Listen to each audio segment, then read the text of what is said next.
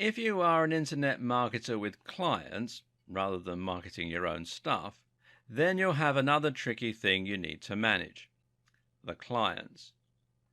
Because in many ways, having a client is just like having a boss, and that means you have the same commitments and the same requirement to follow instructions and work to somebody else's timescale. At the same time, though, a client doesn't come with a contract, meaning that they could stop offering you new work at any time. And this creates a difficult situation where you need all the clients you have just in case one stops working with you.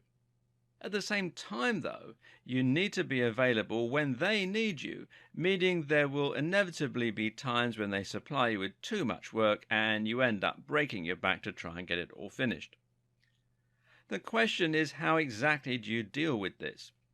Another issue is the difficult client, and sometimes you'll get clients who expect too much from you, and you'll find some clients constantly have problems with your work. Sometimes they'll simply be rude. This can make life very stressful, so again, you have to find a way to deal with that problem. The first thing you need to do is to learn how to deal with those difficult clients and thereby make your life easier. The key here is to have the strength to turn down work. This is something that can be very hard to do, and especially if you're an anxious personality type.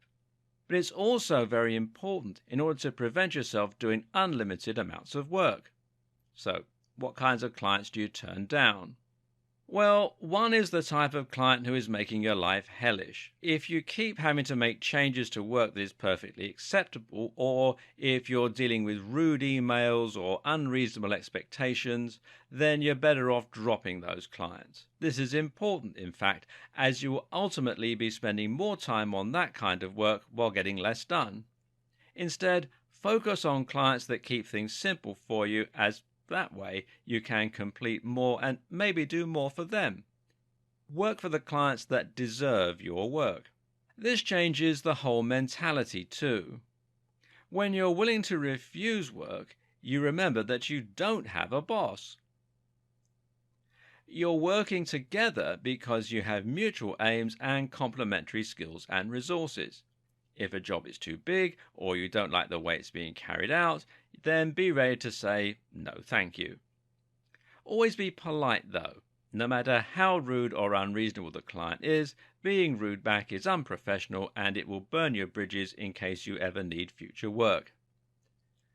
The other kind of client to remove from your workload is the kind that only ever makes very small orders but involves a lot of communication to get them.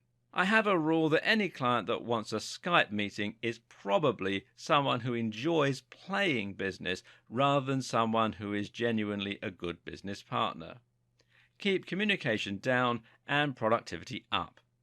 Do this by seeking out good clients who have a good working style and by keeping your client roster lean.